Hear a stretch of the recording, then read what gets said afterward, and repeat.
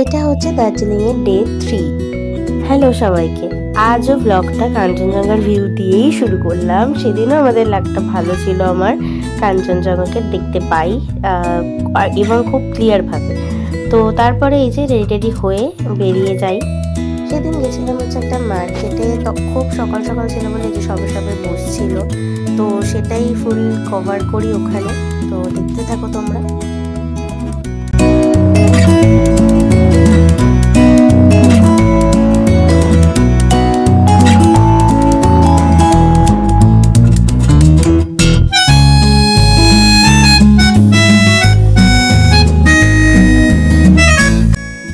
এরপর এখানে পুরো এক লাইন ধরে পুরো খাবারের দোকানই ছিল। তো সেখান থেকে আমরা সকালের বলতে পারো ব্রেকফাস্টটাই করেছিলাম। অনেক রকম কিছু খেয়েছিলাম ওখানে যা যা পাওয়া যায়।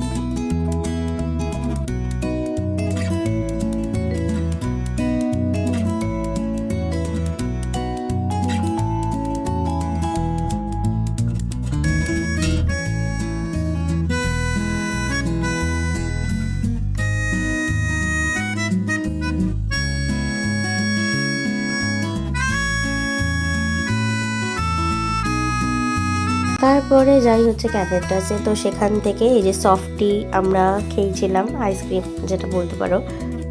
ট্রাস্ট মি, দুর্দান্ত খেতে ছিল।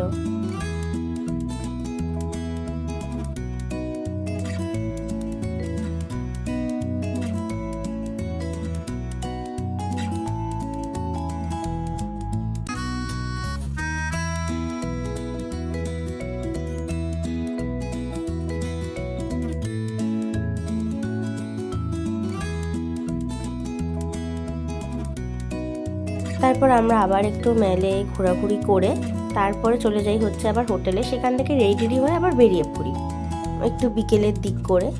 দেন আমরা লাঞ্চ করতে চলে যাই আবার মহাকাল রেস্টুরেন্টে। এবার কিন্তু আমি ঠিক বলেছি, আর মোহনদ্বীপ বলিনি। তো এখান থেকেই মহাকাল রেস্টুরেন্টটা আমাদের খুবই কাছে ছিল বলে এটাতেই আমরা ঠিক করেছিলাম প্রত্যেকদিন লাঞ্চটা সারবো। তো সেইভাবেই গেছিলাম। তো সেখানে ওই দিনকে আমরা এই যে এগ থালি এটা নিয়েছিলাম। দেন লাঞ্চ টাঞ্চ করে এই বিকেলের দিকে দেখো বিকেল হয়ে এসছে, সব দোকানে লাইটটা একটু জ্বালিয়ে দিয়েছিল। এই গোল্ডেন টিপসে গেছিলাম, এখান থেকে একটু চাটা কিনি। এখানকার বেস্ট বলতে পারো সব চায়ের, এগুলোর আরও আউটলেট ছিল ওখানে। তারপরে আমরা ফাইনালি যাই সেদিনকে গ্লিনারিজে। সেখানকারও ভ্যারাইটি তোমাদের সাথে শেয়ার করলাম, দেখে নাও।